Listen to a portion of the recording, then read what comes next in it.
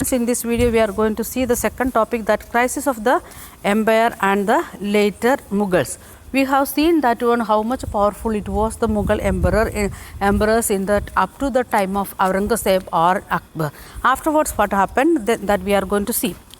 Then in chapter 4 you saw how the Mughal emperor reached the heights of its success and started facing a variety of crises towards the closing years of the 17th century. Already the children of each and every emperor, they started to fight each other for power, that we have seen, and they killed their own brothers and they become the powerful king like that. So that we have seen in chapter 4. This was caused by a number of factors. Emperor Aurangzeb had depleted the military and the financial resource of his empire by fighting a long war with Deccan. So in Deccan, with Maratha kings and other small kingdoms, there was fighting who Aurangzeb. He reached up to Karnataka, that we have seen. So for that purpose, he used maximum his money as well as the human power or the military. Under his successor, the efficiency of the imperial administration broken down. When his children become the kings or the emperor, that time we can see that one, there was not that much efficient in administration. Even in the time of Aurangzeb also, it was not that much effective. It became increasingly difficult for the later Mughal emperors to keep a check on their powerful Mansabdar. Mansabdar means like we can say CM of nowadays, or the collectors of nowadays, like that. And the king, they become somewhat to check the each and every month evaluation or yearly evaluation. It was difficult because the kings was not that much powerful or efficient, or the because of this number of the Mansabdars, it is increased. That's why nobles appointed as governors often controlled the offices of the revenue and military administration, or we can call it Diwani and Faujdari. So the military as well as revenue, it was under the hands of nobles. So nobles becoming more prominent on later 17th century and in the starting of 18th century. This gave them extraordinary political, economical, military power over vast regions of the Mughal emperor. We have seen in the map 1 where how from where to where was the Mughal emperors was ruling, and they divided that country into different parts in the name of they given that duty to Mansabdar, or we can say like a CM of that governors of that area, and they got not only the collecting revenue and maintain the peace of the land, instead of that given the military power also to them. That's why they become more prominent in every way, in all the aspects, economically, socially, as well as politically, and even in military force. As the governors consolidated their control over provinces, the periodic remission of revenue to the capital declined. If they want to give 1,000 rupees, they become more prominent or more powerful. That's why they started to give reduced amount. Instead of 1,000, they given 700 maybe, or 800 first time. Then they again reduced to 700. Slowly they started to reduce the revenue what they want to give to the capital. Slowly what will happen, the capital they will face the problem to do the administration properly. Peasants and the Semindaris rebellion in many parts of the northern and western India added to these problems. Then at the same time, the country was divided in the name of Semindari system. Semindars was looking after and the peasants was working for them as slaves. So the peasants, the workers or the slaves, they started to ask questions or started the rebellion.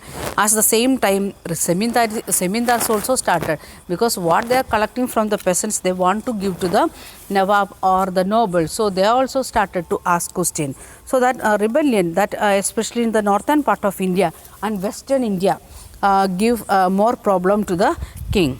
These revolts were sometimes caused by the peasants of the mounting taxes. and at other times they were attempted by powerful chieftains to consolidate their own position.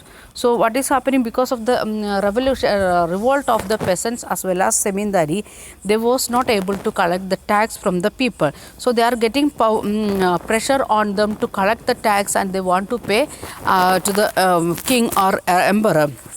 So sometimes when they are becoming powerless in front of the peasants and semindars, what they done, they taken the power, even military, to collect the tax. They taken the powerful chieftain to consolidate that positions. Mughal authority had been challenged by the rebellion groups in the past as well. Not only in the 17th century, before also they faced the same problem. The Nawabs or the Semindars, they was asking question, they was not ready to obey the obey the orders of the Mughal emperor. Then the Mughal emperor after Aurangzeb were unable to arrest the gradual shifting of the political and economical authority into the hands of the provincial governors, local chieftains and other groups. Then in the time of up to the time of Aurangzeb, or even in the at the end of the Aurangzeb, what all rebellions came or what all problems challenges they started to face, they become the Mughal emperor become powerless to stop that one or to suppress that one. In other words, we can say he failed to arrest that problems. Then we can see here rich harvest and the empty hands. Before that, let us complete this one, then we will come back. In the midst of the economical and political crisis, the rulers of Iran, Nadir Shah, sacked and plundered the city of Delhi in 1739 and took away immense amount of the wealth. Then when they understood, other people, they understood the Mughal emperor, they are not that much powerful, they are becoming powerless in their own area.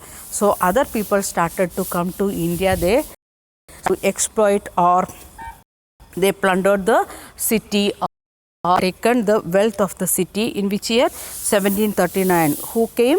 Iran ruler. What was his name? Nadir Shah.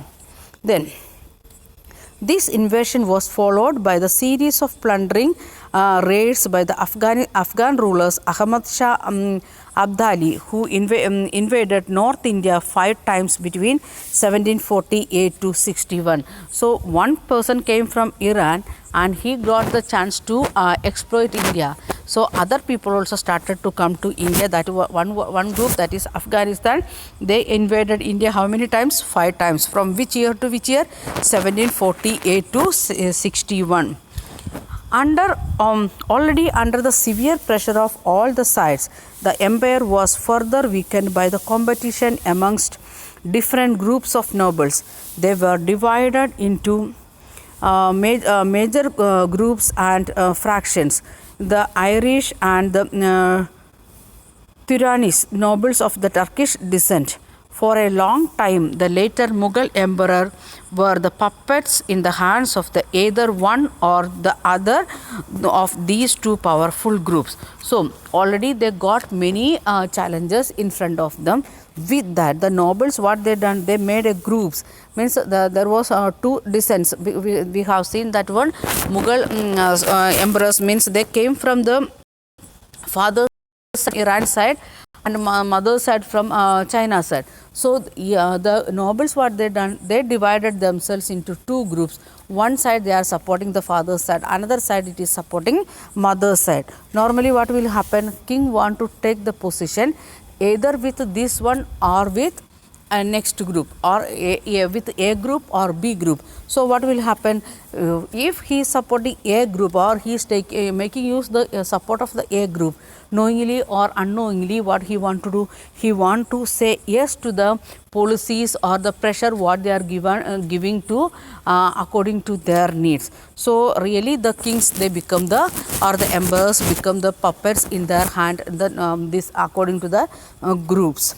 Then the worst possible humiliation came when two Mughal emperors, Farooq Shiar and Alamgir, were assassinated, and the two others, Ahmad Shah and Shah Alam Second, 1759 to 1816 were blinded by the nobles. The two kings was assassinated, taken their throne and given to the means the seat of the king that taken and given to somebody else.